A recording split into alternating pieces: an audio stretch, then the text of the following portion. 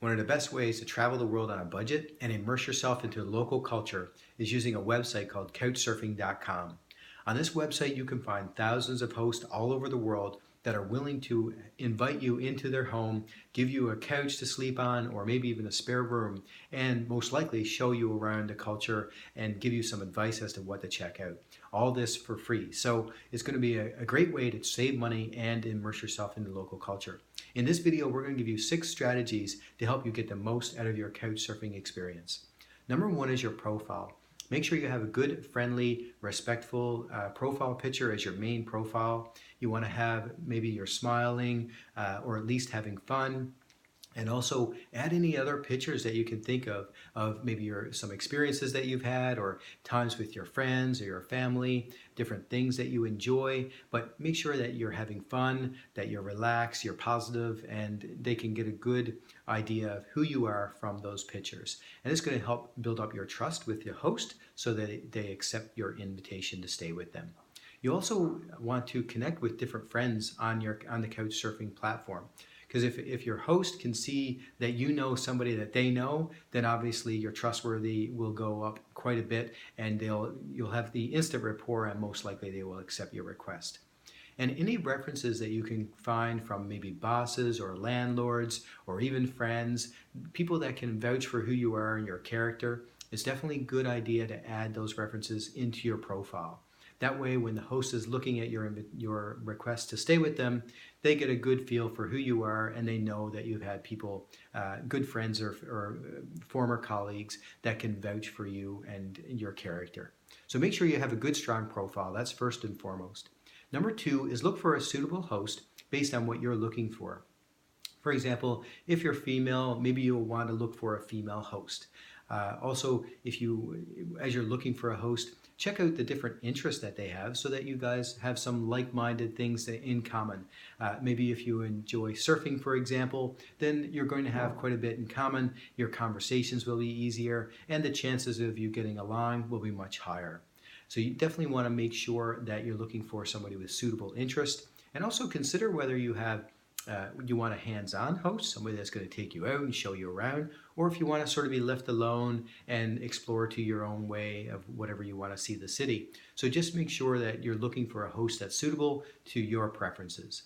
Number 3, you want to communicate with the host as frequent as possible, especially at the beginning, letting them know any questions that you have. But just make sure that all your communication is very polite and respectful. Let them know, of course, if there's any changes at all to your plans. And also, maybe a week before you go there, let them know of your arrival. Let them know you're looking forward to it. Just send them that quick reminder so that they're in your mind, you're in their mind, and even though they're busy in life in general, they know when to expect you, and they have that reminder. Even the day before you embark and arrive there, you can just send them a quick note to say, look forward to seeing you tomorrow. I should arrive at this time, just so that it's all confirmed and everything will go as planned. But definitely make sure your communication is respectful and polite as well. And number 4 is your manners. Make sure you keep really good manners. Remember, you're staying in somebody else's home. They've invited you to stay there for free. So really just be respectful that it is their space. You know, do your best not to spend a long time in the bathroom, for example. Try to avoid 45-minute showers. Just really be respectful of their space. Know that they're inviting you in there. And since there's no money involved, consider maybe bringing a bottle of wine, cooking them a meal, or even taking them out to dinner. Just show them that you're appreciative of their space and that you thank them for hosting you. And also, you definitely want to avoid inviting friends to their space. Remember, it's their home, and avoid sharing their address with anybody. If you want to meet friends while you're in the location that you're in, just try to meet them at a mall or a restaurant somewhere or a cafe, but definitely don't invite them to your host space because it is their home and you don't know what could happen after you leave. So just keep your manners and really keep to any agreed terms. Maybe there will be a meal included, but you definitely want to avoid being in their kitchen and eating more food than what you should, or taking food for your road trip or anything. Just be respectful. It's their home, it's their food, and you want to have good manners while you're there. If you want to use their kitchen, make sure you ask as well. But just overall, be polite and respectful and keep your manners and understand that it is their space. Number 5, you want to bond with your host. So as much as possible, let them take you out on whatever excursions that they want to take you on, or show you whatever events or different sites that they want to bring you to. Let them show you around and really bond with your host. This is going to create a good relationship for you guys. You can certainly tell them stories about your hometown, where you're from, and if you feel inclined, you can even invite them to your home.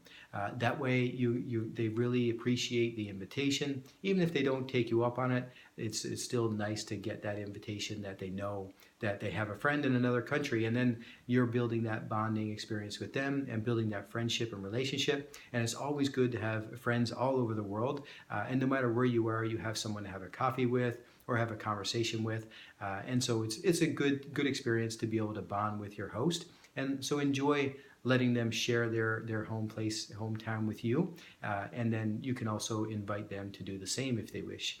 And finally, you want to make sure that you give feedback after you're done. So when you leave your couchsurfing experience, go to the couchsurfing platform again and leave some feedback. If you enjoyed your experience, let other travelers know what you liked about it.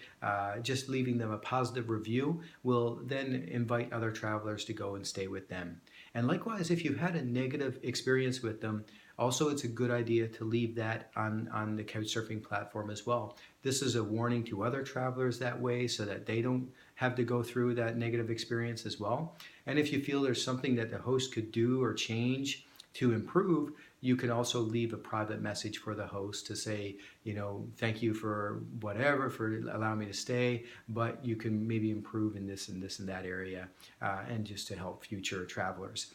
So whatever you feel is best, but just be honest with your review, and do your best to leave one, because that helps the platform grow and it gives other travelers a good reference point when they're looking at hosts to join as well. So definitely use Couchsurfing as a great way to really bond with locals and immerse yourself in that culture and save money on your travels as well. Is definitely a great thing to test out and see how you feel about it. And using these strategies in this video will give you a great starting point to get the most out of your Couchsurfing experience. So hopefully these were helpful, and most importantly, enjoy the journey.